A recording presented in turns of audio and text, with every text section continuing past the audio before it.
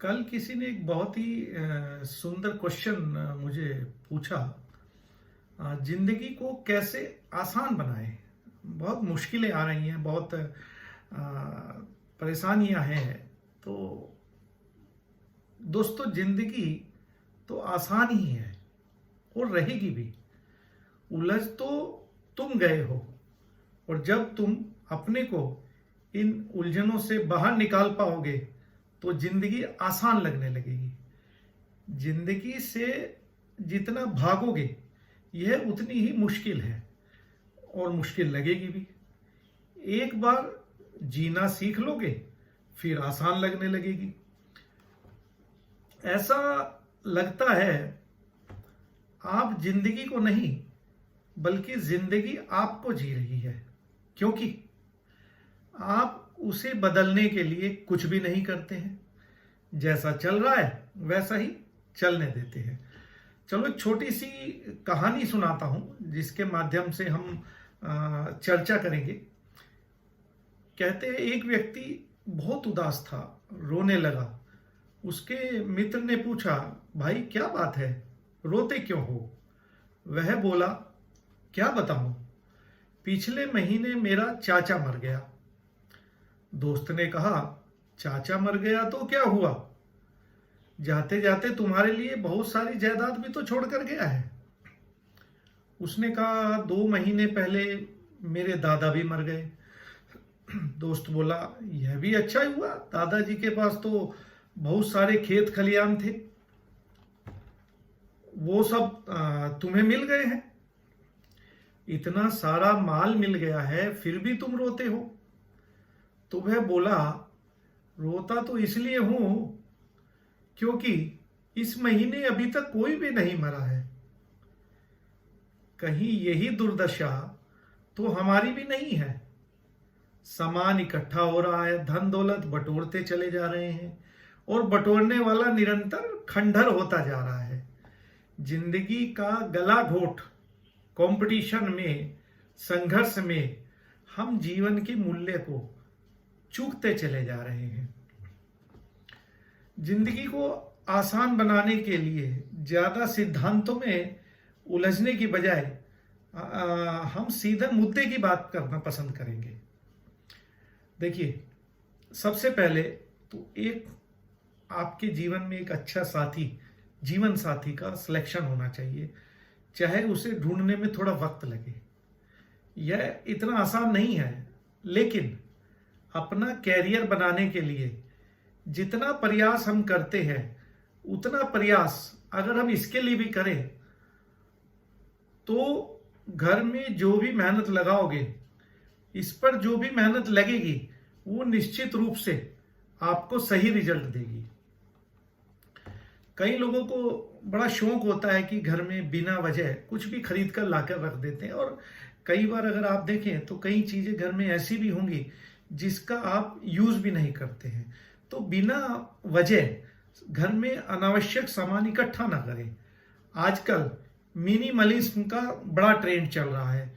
कई लोग सिर्फ बड़े पैक में जितना सामान है उतना ही रख लेते हैं, और समय समय पर अपना सारा सामान चेक करते रहें। और उनमें से जो सामान ऐसा है जो लंबे समय से आप के काम में नहीं आ रहा है, उसे अलविदा कहें। वह आपको काफी हल्का करेगा। जिन कार्यों के लिए आप कर्मचारी रख सकते हैं उनको खुद मत करिए, डेलीगेट करिए, दूसरों को दीजिए। अपने सर पर एक अननेसेसरी का बोझा लेकर मत घूमिए। आप जितनी ऊर्जा ऐसे कामों में लगाएंगे उतना ही आपका नुकसान होगा। लोगों को रोजगार मिलेगा।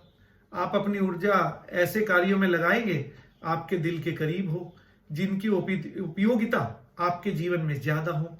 बस एक चीज का ध्यान रखें, अगर घर की रक्षा के लिए आपने कुत्ते पाले हैं तो खुद भौंकने से बचें।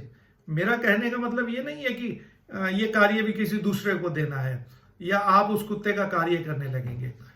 जरूरी सुख सुविधाओं पर खर्च करना सीखें। कई लोग होते हैं जो बहुत जरूरी चीजें, जैसे कि घर के अंदर गर्मी का मौसम है, हमारे घर में फ्रिज नहीं है, तो ऐसी जगह पैसा बचाना एक बेवकूफीपना है। अगर आपसे गर्मी सहन नहीं होती है, आपकी जो क्रियात्मक क्षमताएं हैं वो प्रभावित होती हैं। तो कुल मिलाकर आप फ्रिज का पैसा बचाकर घाटे में ही रहेंगे।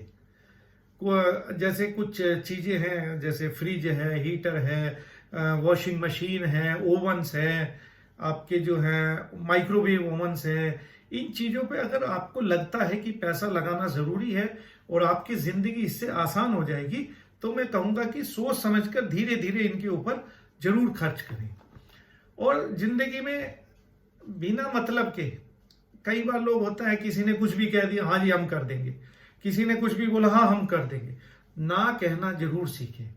अगर आप बिना मतलब के कार्यों के लिए ना कहना नहीं सीख पाए तो अपनी बहुत सारी ऊर्जा उस पर खर्च कर देंगे, रिश्तेदार हो या मित्र हो या फिर पड़ोसी हो।